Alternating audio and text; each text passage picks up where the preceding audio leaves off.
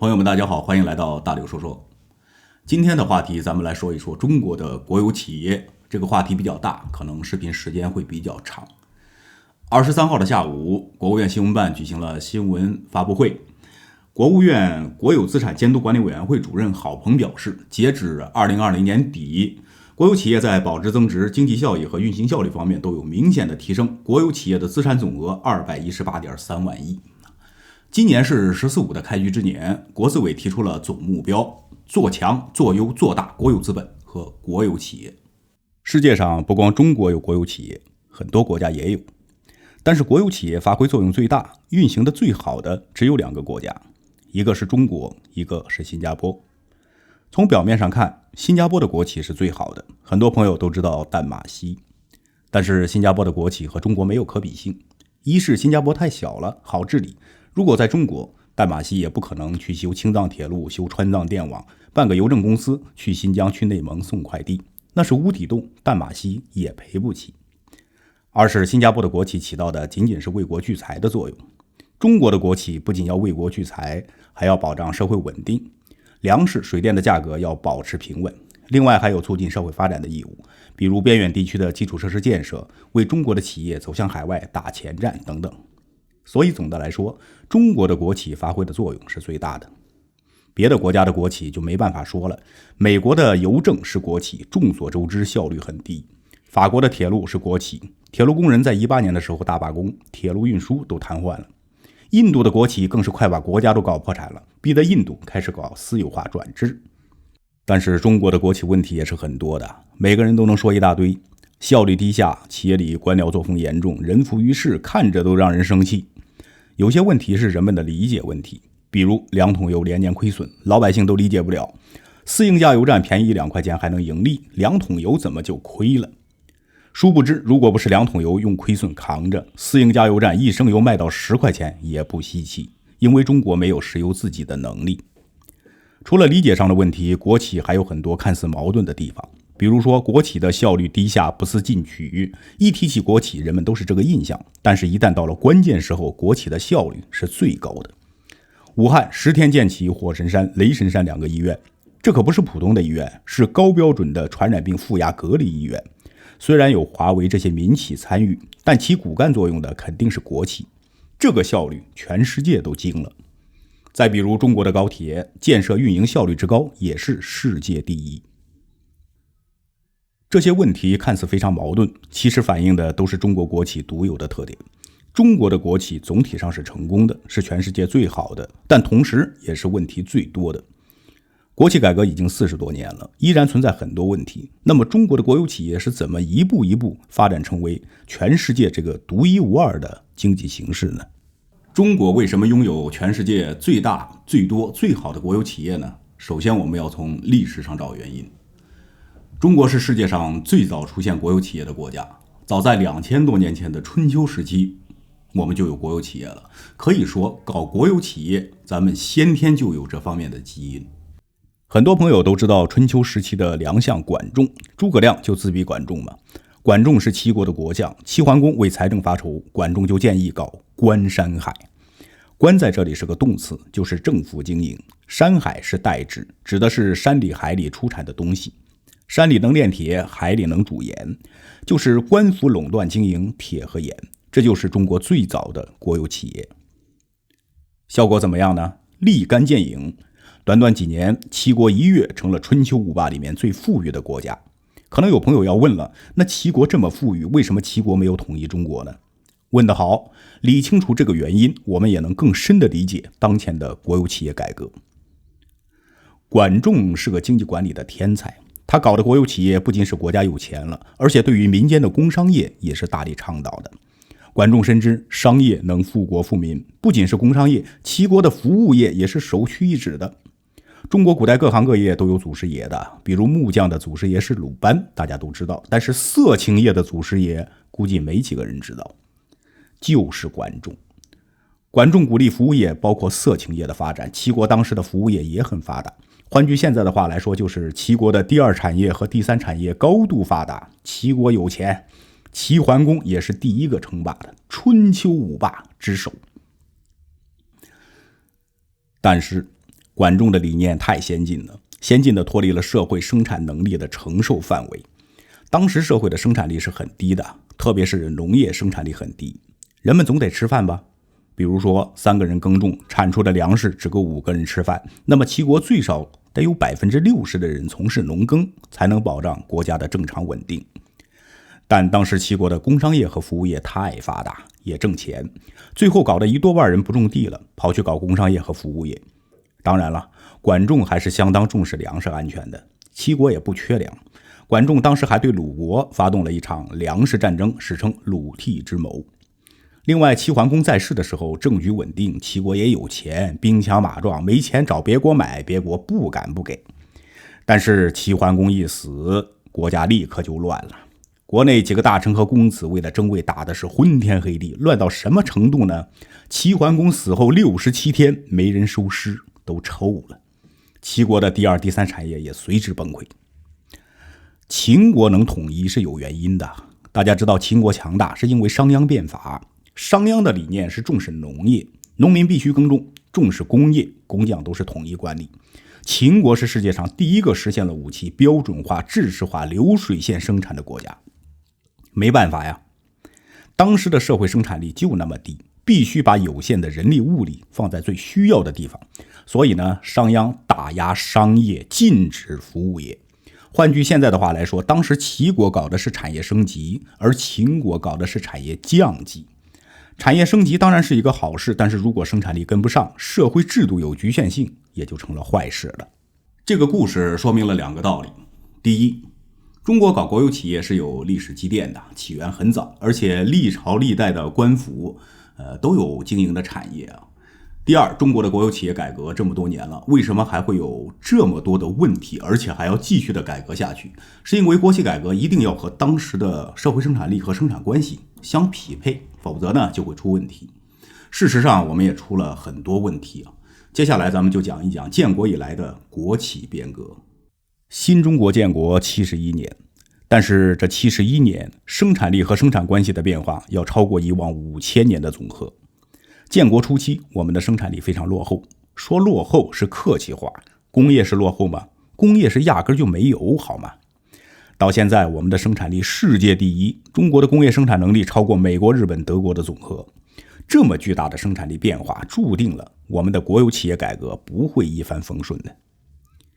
改革开放之前，简单的说一下，计划经济体制使我们迅速建立了一个工业框架，这是有积极的历史意义的。但是计划经济也不利于企业的发展。比如说，我是一个铁锅生产厂家，国家给我的计划就是今年生产1万口铁锅，生产少了肯定不行，但是多了也不行。我生产了10001口铁锅，那口锅自己留着用吧，卖都卖不掉，国家也不让卖。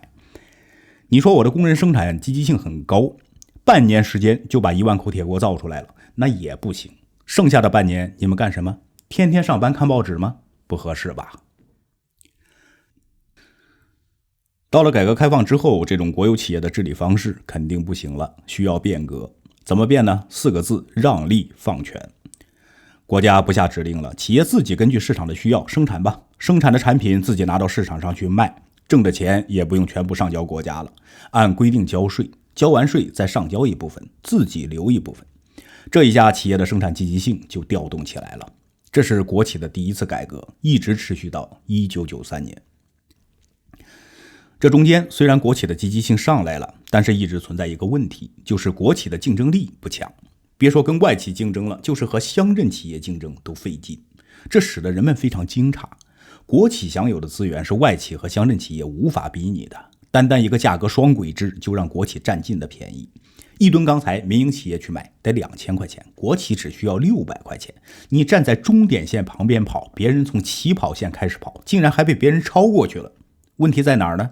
问题很多，体制僵化是一个主要的原因。举个例子，国企有个职工偷懒不干活，怎么办？开除这个职工吧，厂长没有权利。工人阶级是国家的领导阶级，你怎么能把领导开除了呢？扣工资行吗？也不行，厂长也没有这个权利。扣奖金可以，扣工资是不行的，这就是体制僵化。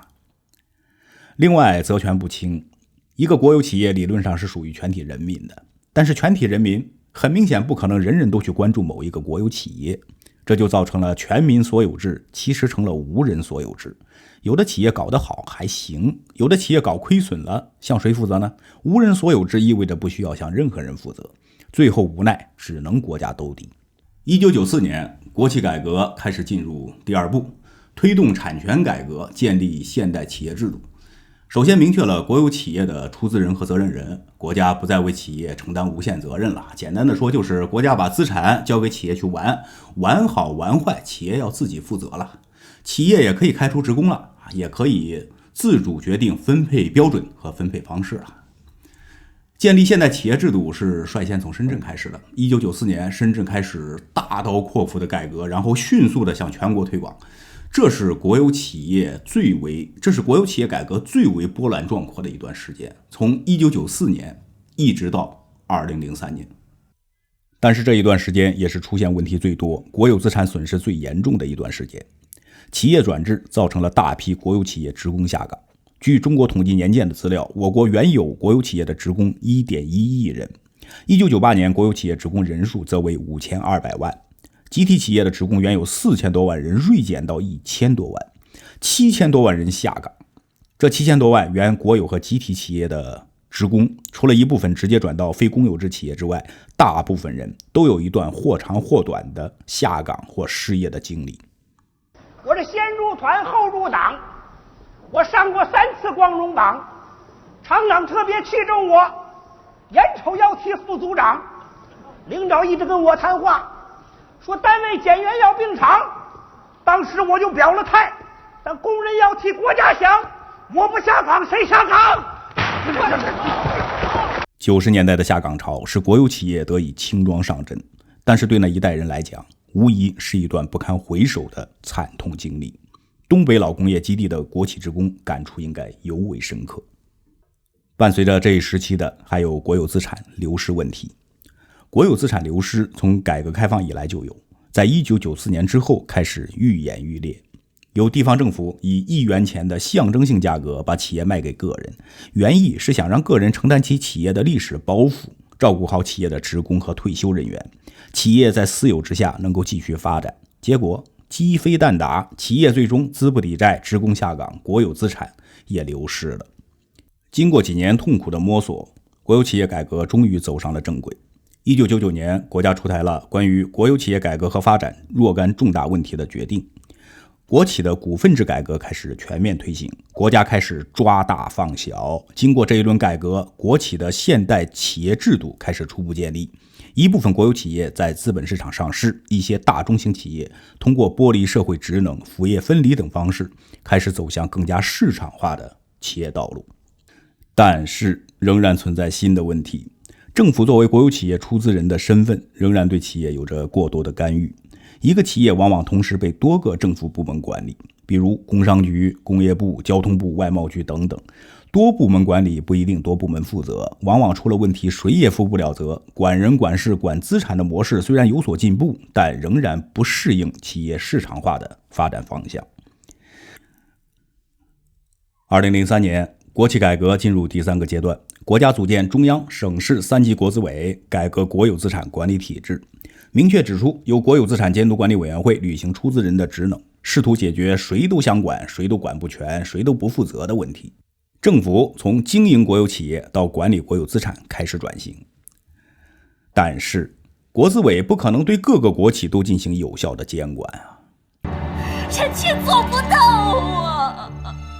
企业也不可能什么事都向国资委报告，信息不对称和能力不具备，导致了国资委根本不可能实现差异化的管理，结果只能一刀切，要么太松了，要么太严了。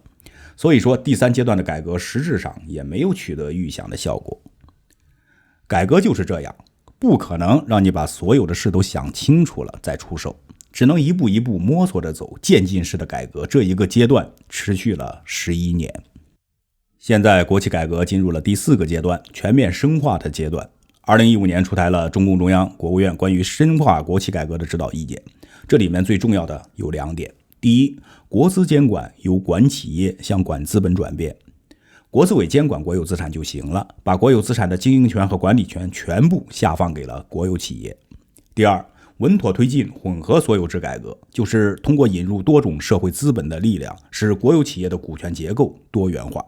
比如员工持股就属于这种形式。说到这儿，我们等于又重新回顾了一遍改革开放的历史。那未来国有企业改革的问题还会多吗？这是肯定的，而且多得很。我随便举一个例子，就是国企改革一个很难解决的问题。比如说国企和民企如何公平竞争的问题。一个矿山，国企如果去经营的话，成本是比较低的。矿山是国家的，国企也是国家的，基本上不涉及到承包费的问题。但是民企就不行了，民企承包矿山哪有不交钱的？像这一类的问题目前都是无解的，而且10年、20年之后都不一定能找到解决的方法。国企改革难度还在后面。既然国企改革这么难，为什么要持续推进呢？最后咱们来讲一讲中国的国企有什么样的意义和特点。